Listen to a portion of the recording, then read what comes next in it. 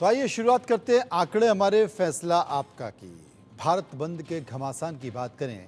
अपनी मांगों को मनवाने के लिए विरोध का रास्ता अपनाना लोकतांत्रिक अधिकार है, लिहाजा कोटे में कोटा के विरोध में आज कई राज्यों में बंद बुलाया गया, जिसका सबसे ज्यादा असर बिहार और झारखंड में देखने को मिला। हालांकि उत्तर भारत के बाकी राज्यों में बंद का असर आंशिक तौर पर देखा गया। बिहार में प्रदर्शनकारियों पर पुलिस ने लाठीचार्ज किया। भारत बंद के दौरान कई जगहों पर हाईवे जाम किया गया।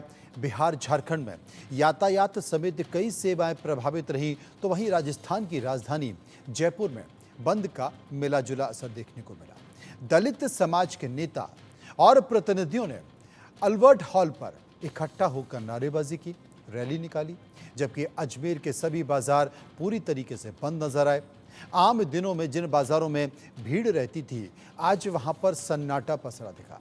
राजधानी दिल्ली में भारत बंद का असर नहीं दिखाई दिया। मसलन मार्केट एसोसिएशन ने पहले ही इस बंद को लेकर फैसला किया था कि दिल्ली में मार्केट खुली रहेगी।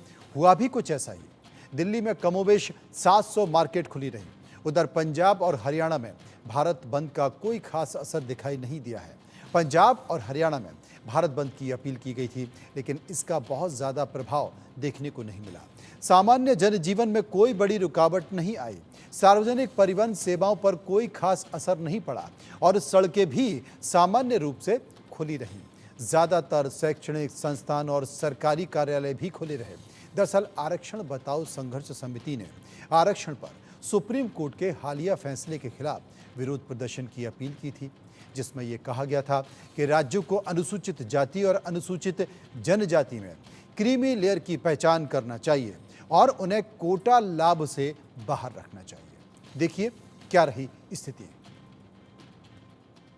बंगा चौराहा पे प्रदर्शनकारियों को हटाने के लिए पुलिस ने वाटर कैनन का इस्तेमाल किया। आप देखिए किस तरह से वाटर कैनन और लाठियां भी चलाई गई है पुलिस के द्वारा। लगातार जो प्रदर्शनकारी थे यहाँ घंटों से जाम कर रहे थे। आप तस्वीरों में देखिए कि किस तरह से पुलिस के जो जवान है वो यहाँ पर प्रदर्शनकारियों को दौड़ा रहे हैं और उन्हें लाठी डंडों से जो है उन्हें पीटा जा रहा। आप तस्वीरों में देखिए किस तरह से घंटों जो है पटना का डाक बंगला चौराहा था, जिसको जो प्रदर्शनकारी थे उन्होंने यहाँ जाम कर रखा था और पुलिस के बाद जो है पुलिस के बार बार समझाने के बावजूद जो है जो प्रदर्शनकारी थे वो ये डाकबंगला चौराहा से नहीं हट रहे थे और उन्हें हटाने के लिए पुलिस ने जो है वाटर कैनन का इस्तेमाल किया। उसके बाद पुलिस के द्वारा लाठी चार्ज भी किया गया। आप देखिए तस्वीरों में जो प्रदर्शनकारी थे किस तरह से डाकबंगला चौराहा से जो है उन्हें हटाने के लिए लाठियाँ बढ़ाई। और तस्वीरों में देखिए जो पुलिस के जो जवान है लगातार दौरा जो डाकबंगला चौराहा है यहाँ पे प्रदर्शनकारियों को खदेड़ा जा रहा है और जो पुलिस के जवान हैं यहाँ पे लाठी और डंडों जो प्रदर्शनकारी थे उन्हें जो खदेड़ने की कोशिश की जा रही है। आप देखिए तस्वीरों में जो प्रदर्शनकारी हैं उनको किस तरह से जो पुलिस के जवान हैं यहाँ लाठी और से खदेड़ दे रहे हैं। और डाक बंगला चौराहा जो कि पटना का दिल कहा जाता है, यहाँ से तमाम जो ये रास्ते हैं पटना के वो यहाँ से गुजरते हैं, उनको लगातार कई घंटों से प्रदर्शनकारियों ने जाम कर रखा था। और उसके बावजूद पुलिस के जो जवान थे कई बार जो है उन्हें समझा रहे थे, लेकिन लगातार प्रदर्शनकारी थे यहाँ से हटने का नाम नहीं ले रहे थे। उसके बाद पुलिस ने जो है वाटर कैनन और लाठी चार्ज करके जो प्रदर्शनकारी थे उन्हें यहाँ से हटा दिया है। कैमरा शेख के साथ शक्ति, इंडिया न्यूज, पटना। तो बिहार पटना से शक्ति हमारे सहयोगी एक शानदार रिपोर्ट आपको दिखा रहे थे, क्योंकि आज भारत बंद को लेकर कई सारी तस्वीरें बिहार से दिखाई दी। अब आपको उत्तर प्रदेश की तस्वीरें दिखाते हैं कि बंद का असर वहां पर क्या हुआ। आरक्षण के मुद्दे को लेकर भीम आर्मी, समाजवादी पार्टी, बसपा जैसे पार्टियों के समर्थन के बावजूद बागपत में भारत बंद का असर बेअसर साबित हो रहा है। आप देख सकते हैं मेरे पीछे तमाम बाजार गुलजार हैं।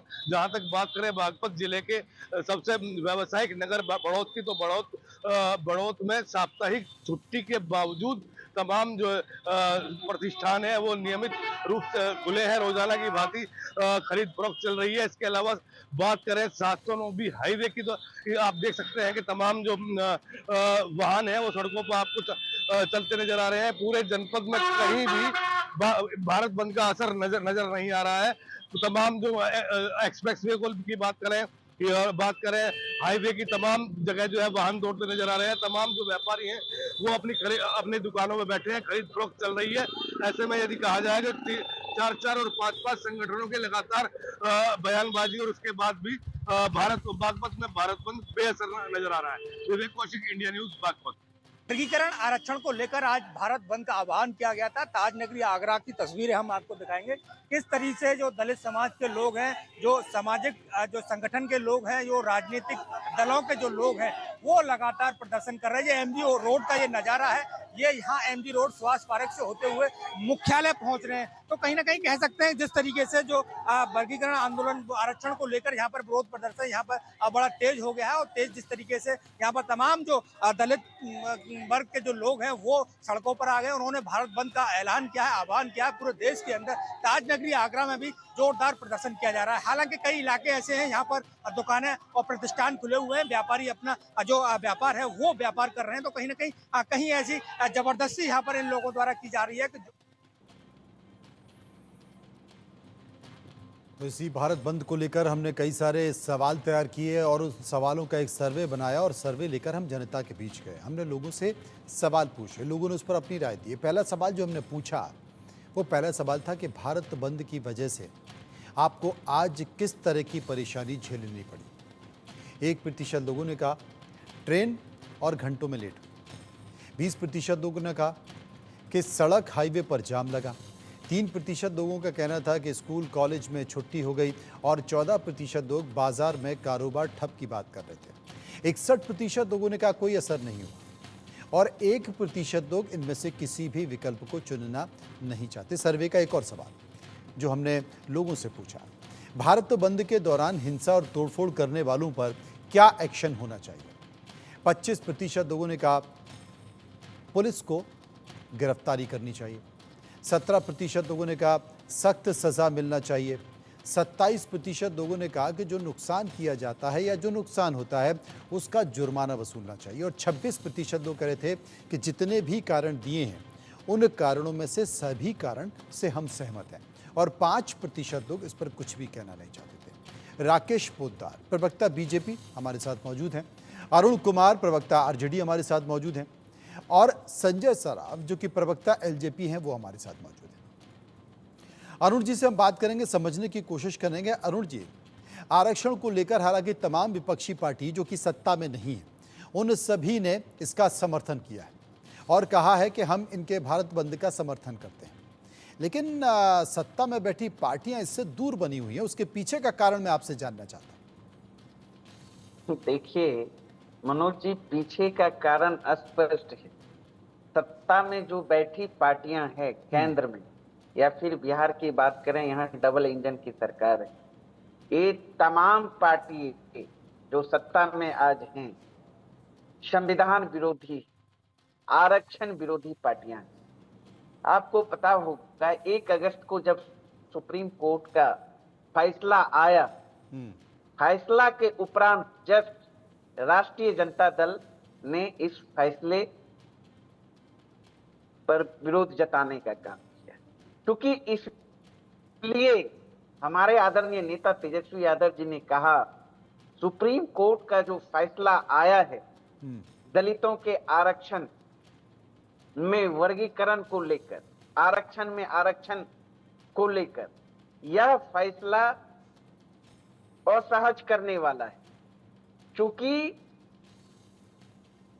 पूना पैक्ट और संविधान के खिलाफ यह, आप कैसे ये तय कर सकते हैं या सरकार कैसे यह तय कर सकती है कि जो जिस आधार पर दलितों को आरक्षण मिला वो जो आधार था वो समाप्त हो गया, गैर बराबरी समाप्त हो गया, छुआछूत भेदभाव समाप्त हो गया। तो फिर इस तरह का बातें जब नहीं हुई है, आज भी हमारे बिहार के जब दलित मुख्यमंत्री मंदिर जाते हैं, मंदिर से लौटने के बाद धुलवाया जाता है, दलितों को घोड़ी पर चढ़ने से रोका जाता है। बहुत तरह की बातें हैं समाज में, गैर बराबरी आज भी कायम है। तो फिर कोटे के अंदर कोटे का क्या मतलब है? अगर इस तरह की बात सरकार करती है या फिर न्यायालय करती है तो निश्चित रूप से बाबा साहेब द्वारा जो बनाया गया संविधान है उसके खिलाफ है। पूना पैक्ट के खिलाफ है, जो कि आजादी के पहले ही आरक्षण का, दलितों के लिए आरक्षण का प्रावधान किया गया। जी तो इसलिए हम लोग आरक्षण समर्थक हैं। राष्ट्रीय नहीं, जनता दल आपने कहा कि लगातार आप आरक्षण समाज की समर्थक बात हैं, करती लेकिन है। एक बात आपने कहा कि गैर बराबरी खत्म हो गई है, छुआछूत खत्म हो गई है, ऊंच नीच खत्म हो गई है। अभी इतना नहीं हुआ, अभी भी वो चीजें हैं, अभी भी लगातार बिल्कुल हमारे है, सामने इस तो तरह फिर की तस्वीरें आती हैं कि बिल्कुल आदिवासियों मनोज जी, को, सुन लीजिए, बिल्कुल आदिवासियों को शराब पिलाई जाती है, पेशाब पिलाई जाती जी। है। अभी भी इस तरह की तस्वीरें आती हैं कि बिल्कुल, उन्हें बिल्कुल। उन्हें नीचे बिठाया जाता है। तो अभी वो गैर बराबरी खत्म नहीं हुई बिल्कुल। है। इस बात को हमको समझना पड़ेगा। अरुण जी, सर्वे का एक और सवाल हम ले लेते हैं, उसके बाद हम चर्चा करेंगे। सर्वे का एक और सवाल जो हमने लोगों से पूछा कि बंद पॉलिटिक्स से भारत जैसे देश में सबसे ज्यादा नुकसान क्या होता है। 23% लोगों ने कहा विकास पर असर पड़ता है, 22% लोगों ने कहा कारोबार पर असर पड़ता है, बाकी के 22% लोग सरकारी संपत्ति के नुकसान का जिक्र कर रहे थे और 9% लोग बंद के बहाने उपद्रव की बात कर रहे थे और 24% लोग इनमें से सभी विकल्प का बात कर रहे थे। चर्चा कर लेते हैं। हमारे साथ अरुण जी के साथ साथ राकेश पोद्दार भी मौजूद हैं, जो कि भारतीय जनता पार्टी के प्रवक्ता हैं। राकेश जी, एक बात मैं आपसे पूछना चाहता हूं कि अगर विपक्षी पार्टियां इस बात का जिक्र कर रही हैं कि साहब जो आरक्षण में वर्तमान में प्रावधान हैं 1 तारीख से पहले जो सुप्रीम कोर्ट ने बात नहीं की थी, वो सही है, वो बरकरार रहने चाहिए, आपकी इस पर क्या राय है? आप इसके सहमत हैं या आप इसके विरोध में हैं? स्पष्ट तौर पर बताइएगा।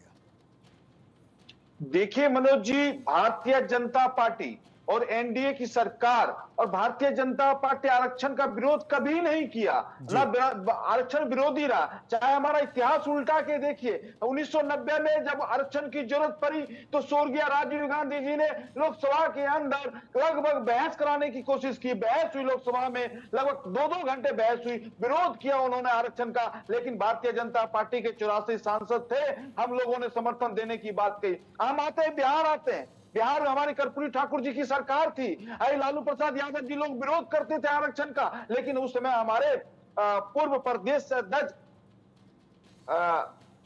अध्यक्ष और फाइनेंस मिनिस्टर जो थे मिश्रा जी, उन्होंने तत्कालीन रूप से हम लोगों ने कर्पूरी ठाकुर जी के आरक्षण 27% ओबीसी के आरक्षण का हम लोगों ने समर्थन किया। देश में जब भी आरक्षण की सपोर्ट हुई, मैं कहना चाहता हूं, इनको पता होगा, कांग्रेस के नेता हो या आरजेडी के नेता को नहीं। अभी सुप्रीम कोर्ट ने कहा था कि 2020 में आरक्षण की दायरा को कम किया जाए, लेकिन देश के प्रधानमंत्री जी ने 2030 तक इनको लाने का काम किया और कैबिनेट में बैठक में रखा गया। और मैं और बात कहना चाहता हूं, बड़ी बात कहना चाहता हूं, आपने देखा 2019 के चुनाव में 5 राज्यों में हम लोग ने चुनाव हार चुके थे, लेकिन हम